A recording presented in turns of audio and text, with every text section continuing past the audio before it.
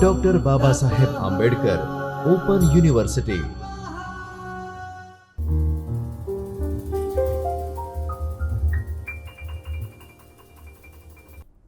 નમસ્કાર. Doctor Baba Saheb Ambedkar open યુનિવર્સિટીના શિક્ષણશાસ્ત્ર વિભાગ તરફથી હું ડૉક્ટર જયશ્રી ગુર્જર આપ સર્વેનું હાર્દિક સ્વાગત કરું છું. બીએડ બેચલર ઓફ એજ્યુકેશન તેનું પ્રથમ વર્ષનું ફરજિયાત પાઠ્યક્રમ છે, જેનો કોડ છે ES 121. ભારતમાં પ્રાથમિક અને માધ્યમિક શિક્ષણનો વિકાસ, બ્લોક નંબર 1 અને એકમ નંબર 4. પ્રાથમિક શિક્ષણની સમસ્યાઓ. પ્રાથમિક શિક્ષણની સમસ્યાઓ અંતર્ગત ભાગ 3 તેના વિશે આપણે ચર્ચા કરતા હતા. તાલીમાર્થી મિત્રો, આ જે ટોપિક છે પ્રાથમિક શિક્ષણની સમસ્યાઓ, તેમાં સૌપ્રથમ આપણે કન્યા કેળવણીની સમસ્યા વિશે ચર્ચા કરી હતી કે કન્યા કેળવણીની પ્રસ્તાવના પ્રારૂપ વિશે વાત કરી હતી. ત્યાર પછી કન્યાઓના શિક્ષણમાં કયા પ્રમુખ અવરોધો આવે છે, તો તેના વિશે વાત કરી હતી. આ અવરોધો દૂર કરવા માટે આપણે શું કરી શકીએ, કયા ઉપાયો યોજી શકીએ, જેના કારણે કન્યાઓ શિક્ષણ લેતી થાય અથવા તો કન્યા કેળવણીને પ્રોત્સાહન મળે, તો તે માટેના ઉપાયોની ચર્ચા કરી હતી. ત્યારબાદ કન્યા કેળવણીના વિકાસ માટે કયા પ્રયત્નો થયા, સરકારે કયા પગલાં લીધા, આપણે એક શિક્ષક તરીકે સમાજમાં, ગામમાં શું પ્રદાન આપી શકીએ, તો તેના વિશે આપણે વાત કરી હતી. તો આ એક પ્રથમ સમસ્યાની આપણે અહીં વાત કરી હતી. બીજું હતું કે પછાત વર્ગોના બાળકોના શિક્ષણની સમસ્યાઓ. તે અંતર્ગત સૌપ્રથમ આપણે અનુસૂચિત જાતિ એટલે શું તેની સંકલ્પના સમજવાનો પ્રયત્ન કર્યો હતો. ત્યાર પછી અનુસૂચિત જાતિના બાળકોના શિક્ષણની સમસ્યાઓ, કે આ બાળકોના શિક્ષણની લેવા માટે પ્રમુખ સમસ્યાઓ કઈ આવે છે, કયા અંતરાયો આવે છે, તેના વિશે વાત કરી હતી. હવે સમસ્યા છે તો તેની સામે ઉપાયો પણ છે. તો આ સમસ્યા નિવારણના કેટલાક જે ઉપાયો હતા તેના વિશે આપણે વાત કરી હતી. ત્યાર પછી શિક્ષણની સમસ્યાઓ વિશે આપણે વાત કરી હતી. પછાત વર્ગોના બાળકોના શિક્ષણની સમસ્યાઓ છે, તેના વિશે આપણે વાત કરી હતી કે શોષણનો ભોગ છે, વ્યસનની બદી છે, દહેજ પ્રથા છે, સામાજિક વ્યવહારો, છૂટાછેડા, બાળ લગ્નનું પ્રમાણ. ત્યાર પછી સામાજિક સમસ્યાઓ પછી આપણે શૈક્ષણિક સમસ્યાઓની વાત કરી હતી કે શિક્ષણના પ્રચાર પ્રસારનો અભાવ, ભેદભાવપૂર્વક વ્યવહાર, અયોગ્ય માન્યતાઓ, શિક્ષણ માટે માર્ગદર્શનનો અભાવ, નાના બાળકોને સંભાળવાનું કાર્ય, આર્થિક પરિસ્થિતિ, ઘર શાળા વચ્ચેનું અંતર, અભણ એટલે કે વાલી નિરક્ષર છે તે, રૂઢિચુસ્ત માનસ, માનસિક શક્તિઓનો આંક ઓછો, આર્થિક વળતરની અપેક્ષા અને અપવ્યય અને સ્થગિતતાનું પ્રમાણ, તેના વિશે વાત કરી હતી.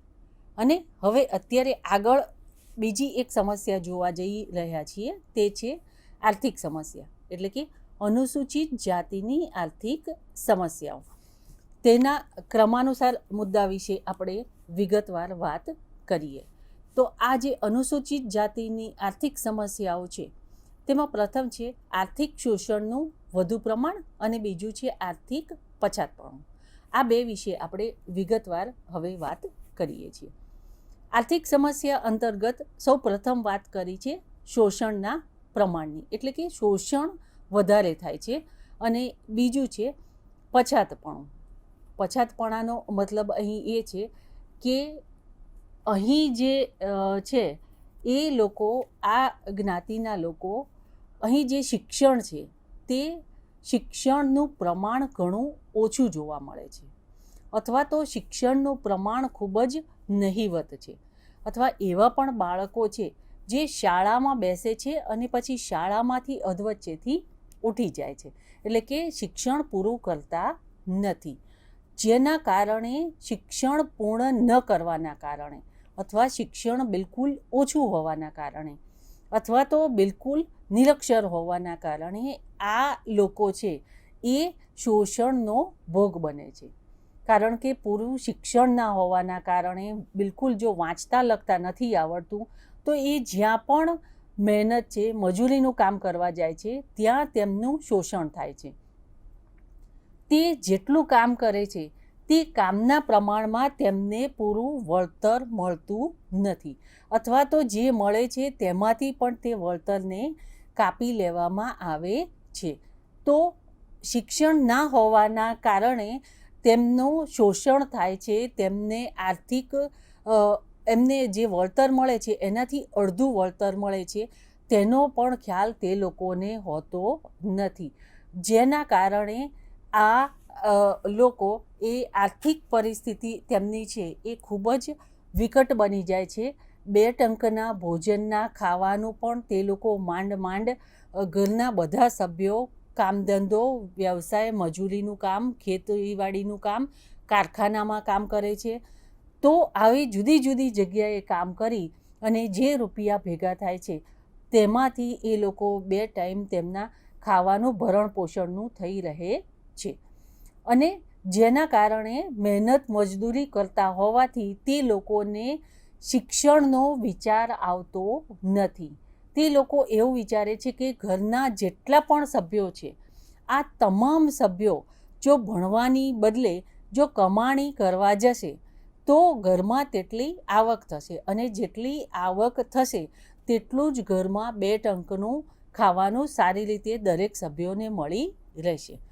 તો આમ શિક્ષણનું પ્રમાણ ઓછું હોવાથી, નહિવત હોવાના કારણે, અથવા તો તે લોકોની પાસે પોતાનો કોઈ વ્યવસાય, ધંધો, રોજગાર, જમીન કે ખેતીવાડી આવું કોઈ પણ કામ ન હોવાને કારણે આ લોકો આર્થિક પરિસ્થિતિ ખૂબ જ વધારે ખરાબ બને છે, શોષણના ભોગ બને છે, અને તે લોકોને 2 ટંકના ખાવાના માટે સતત સંઘર્ષ કરતા રહેવું પડે છે. ત્યાર પછી છે વ્યસનની બદી. તો આર્થિક તો પરિસ્થિતિ ખરાબ છે, સાથે સાથે ઘરની પરિસ્થિતિ ખરાબ છે. કોઈ એવી આવક નથી જે મહિનાના અંતે ફિક્સ છે અને જે ઘરમાં આવતી હોય કે જેથી સભ્યોનું સારી રીતના ભરણ પોષણ થઈ શકે. તો તેના કારણે સખત મજૂરી કરવાના કારણે, મહેનત કરવાના કારણે આ વ્યસનોમાં પણ આ જોવા મળે છે. સિગરેટ, બીડી, તમાકુ વગેરે વ્યસન પણ તે લોકોને વ્યસન પણ લાગેલા હોય છે. તો આ વ્યસનમાં પણ તેમના જે રૂપિયા હોય છે તે આપણે અહીં એનો અડધો ભાગ ખર્ચાઈ જાય છે. તો વ્યસનની બધી પણ અહીં જોવા મળે છે. તે લોકો આ વ્યસનને ઈચ્છવા છતાં પણ વ્યસનને દૂર કરી શકતા નથી. ત્યાર પછીની આર્થિક સમસ્યાઓમાંની ચોથી સમસ્યા છે કે બેરોજગારીનું પ્રમાણ. હવે આપણે જોઈએ છે કે અમુક સિઝનમાં રોજગારી છે એ મળી રહે છે, અમુક ઋતુમાં રોજગારી મળતી નથી. કે જેમ કે અહીં ઉદાહરણ આપ્યું છે કે વર્ષા ઋતુ, ચોમાસાની સિઝન છે તો ગામડાઓમાં ખેતી કરવા માટે, ખેતીના કામ માટે તે લોકોને એ કામ મળી રહે છે. પરંતુ જ્યારે ઉનાળાની ગરમીની સિઝન છે અથવા તો શિયાળામાં જ્યારે પાક લેવાનો થાય છે ત્યારે થોડું કામ મળે છે, બાકીનું કામ મળતું નથી. સૌથી વધારે કામ ચોમાસાની સિઝનમાં મળે છે. તો બાકીની સિઝનમાં અથવા તો જ્યારે ચોમાસામાં પણ વરસાદ નથી પડતો, ખેતીને નુકસાન થઈ રહ્યું છે, તો તેવા સમયે પણ તેમને અહીં કામ નથી મળી રહેતું. તો તેવા સમયે આ લોકોએ કામ માટે, પોતાની રોજીરોટી માટે ઘરથી દૂર જવું પડે છે, બીજા ગામડે જવું પડે છે, શહેરમાં આવવું પડે છે. તો તેના માટે ઘરના સભ્યો જો બધાને રોજીરોટી માટે કામ મળી રહે છે, કોઈ કારખાનામાં છે, ઉદ્યોગમાં છે, ક્યાંક બિલ્ડિંગ બને છે તો ત્યાં છે, જો બધા સભ્યોને કામ મળી રહે છે તો એક જગ્યાએથી બીજી જગ્યાએ સ્થળાંતર કરે છે. પરંતુ જો ઘરના એક સભ્ય કે 2 સભ્યને કામ મળી રહે છે તો બધાને સાથે લઈ જવું, બધાનું ભરણ પોષણ કરવું, માતા પિતા, બાળકો બધાને સાથે લઈ જવું શક્ય બનતું નથી. તો પરિવારનો એક વ્યક્તિ કે બે વ્યક્તિ જેને રોજી રોટીનું કામ મળ્યું છે તે બીજા ગામડામાં અથવા શહેરમાં જાય છે અને એ કમાય છે, થોડું પોતાના માટે વાપરે છે, બાકીનું બચત કરી અને ઘરે મોકલે છે અને આવી રીતના પોતાના પરિવારનું ભરણ પોષણ કરતા હોય છે.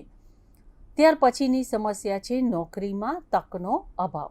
હવે આપણે આગળ જ જોયું કે જેમ શિક્ષણ ઓછું છે અથવા તો જ્યાં શિક્ષણ છે ત્યાં નોકરીની સમસ્યા જોવા મળે છે કે નોકરી ની જગ્યા નથી હોતી. જગ્યા હોય છે તો એ યોગ્ય પોતાના વિષયની ના હોય, પોતાને અનુરૂપ ના હોય. જો બધું અનુરૂપ હોય તો નોકરીમાં જેટલી જાહેરાત છે એના કરતાં બમણી સંખ્યામાં વધારે વ્યક્તિઓ નોકરી મેળવવા માટે ઉમેદવારી નોંધાવતા હોય છે. આ ઉપરાંત ઉમેદવારી નોંધાવે છે એટલે એના કારણે ટકાવારીનું પ્રમાણ ઊંચું જતું હોય છે. કારણ કે જૂના પણ જે અગાઉ પણ જે લોકો જૂના છે સમયના અને જેમને નોકરી નથી મળી તે લોકો પણ ઉમેદવારી નોંધાવે છે અને ફ્રેશ છે તો એ પણ ઉમેદવારી નોંધાવે છે. આથી ઘણીવાર શું થાય છે કે આપણે નોકરીમાં ટકાવારીમાં ઘણો મોટો તફાવત જોવા મળે છે. જૂની જે વર્ષોની અનુભવી વ્યક્તિ છે એ લોકોની ટકાવારી અને નવા જે ભણેલા છે ફ્રેશર વિદ્યાર્થીઓ હોય છે એમની ટકાવારીમાં ઘણો મોટો ફેર જોવા મળતો હોય છે, જેના કારણે મેરિટમાં પણ આવવાનો એક સવાલ થાય છે. આ સમયે નોકરીમાં ભ્રષ્ટાચાર છે કે બીજા કોઈ પણ પ્રશ્નો પણ ઉપસ્થિત થાય છે. તો જેના કારણે નોકરીમાં પૂરતી તક ન મળવાને કારણે અથવા તો એટલી જગ્યા ન હોવાને કારણે, વધારે ઉમેદવારો હોવાના કારણે, બીજા પણ અનેક શોષણ કે બદી હોવાના કારણે નોકરી મળતી નથી. અને આના કારણે નોકરી ન મળવાને કારણે તે લોકો બીજા વ્યવસાયમાં જોતરાઈ જાય છે. એટલે કે ઘરે જઈને ખેતીનું કામ કરે છે, કોઈક ઉદ્યોગમાં જોડાય છે અથવા તો કોઈ ખાનગી નોકરીમાં જોડાય છે, ખાનગી કોઈ કારખાનામાં જોડાય છે. હવે એવી જગ્યાએ જોડાય છે તો આ જે વ્યક્તિઓ છે તેમનું ત્યાં શોષણ થાય છે.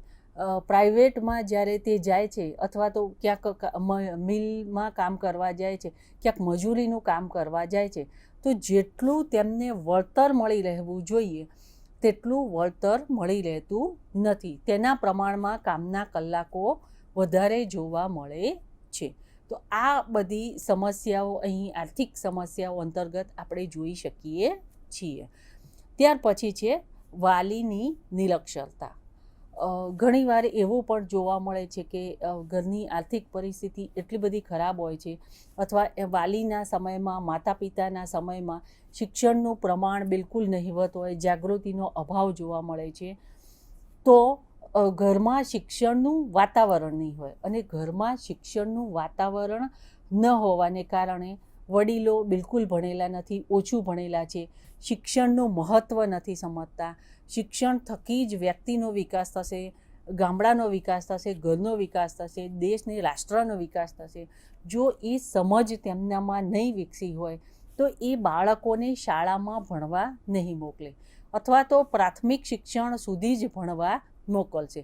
અને તેમાં પણ જો ઘરની પરિસ્થિતિ ખરાબ હશે, અનેક તકલીફ હશે તો માત્ર શાળામાં નામ નોંધાયેલું હશે પરંતુ એ બાળક શાળામાં નહીં જતો હોય અને બાળક શાળામાં નહીં જતો હોય પરિણામે તેને એ શાળાના વિષયો છે જે પાયાનું જ્ઞાન મળવું જોઈએ એ જ્ઞાન તેનું કાચું રહી જાય છે અને પાયો તેનો કાચો રહી જવાને કારણે એ આગળના ધોરણમાં કાં તો જઈ નથી શકતો, વારંવાર નપાસ થાય છે અથવા તો સ્થગિત થાય છે. અને આના કારણે સમય, શક્તિ, નાણાંનો વેડફાટ થાય છે, એટલે કે તે પણ વ્યય થાય છે. અને આથી વડીલો કે વાલી, માતા પિતા, ઘરના કોઈ પણ જે છે એ સભ્યો એ ઓછું ભણેલા હોવાને કારણે અથવા નિરક્ષર હોવાને કારણે બાળકોને શાળાએ મોકલવાનું પસંદ કરતા નથી અથવા તો બાળકોને ભણાવવામાં બિલકુલ ઓછો રસ લે છે. બાળકને એની જાતે ભણવું હોય તો ભણો, પરંતુ કોઈ તેના માટે ભણવા માટે ટ્યુશનની કે કોઈ ક્લાસની તે લોકો ઈચ્છા હોવા છતાં કોઈ અલગ વ્યવસ્થા કરી શકતા નથી. તો આમ વાલીની નિરક્ષરતા પણ શિક્ષણના પ્રમાણમાં અહીં જોઈએ છે તો બાળકના શિક્ષણના પ્રમાણમાં એ આપણે ઘટાડો જોવા મળે છે. ત્યાર પછી છે આર્થિક અસમાનતા. આપણે જોયું છે કે પૈસાદાર વર્ગ પૈસાદાર થતો જાય છે ને ગરીબ વર્ગ છે ગરીબ થતો જાય છે. મધ્યમ વર્ગ છે તો એ મધ્યમ વર્ગ એકદમ મોંઘવારી હોય તો મધ્યમ વર્ગ અને ગરીબ વર્ગ એ બંનેને અસર જોવા મળે છે. તો આમ આર્થિક જે અસમાનતા છે એ ઘણી બધી અત્યારે વર્તમાન સમયમાં પણ આપણને જોવા મળે છે. તો તેના કારણે પણ આ જે અસમાનતા છે પૈસાદાર વર્ગ અને ઊંચ નીચ વર્ગ એ અસમાનતાના કારણે પણ સંઘર્ષ કરવો પડે છે અને એ આર્થિક અસમાનતાની ખાઈ ઘટવાને બદલે વધતી જોવા મળે છે. અને અંતિમ જે છે એ મુદ્દો છે વ્યવસાયની પસંદગીમાં તકલીફો. તો આ જે વ્યવસાયની પસંદગી છે તો શિક્ષણ ઓછું હોવાના કારણે અથવા તો શિક્ષણ નહિવત હોવાના કારણે તે લોકો શિક્ષણ સાથે તો નથી જોડાઈ શકતા, પરંતુ કોઈ કારખાના છે, ઉદ્યોગ છે, પોતાનો સ્વતંત્ર વ્યવસાય છે તે પણ તે લોકો કરી શકતા નથી.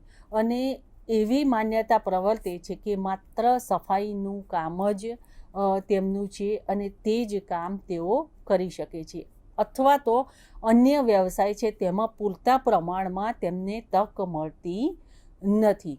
તક મળે છે તો ત્યાં બીજી લાગવક છે, ભ્રષ્ટાચાર છે જેવા પ્રશ્નોનો સામનો કરવો પડે છે, અથવા તો ટકાવારી ઊંચી હોવાના કારણે પણ તે લોકો વ્યવસાય કે નોકરી મેળવી શકતા નથી.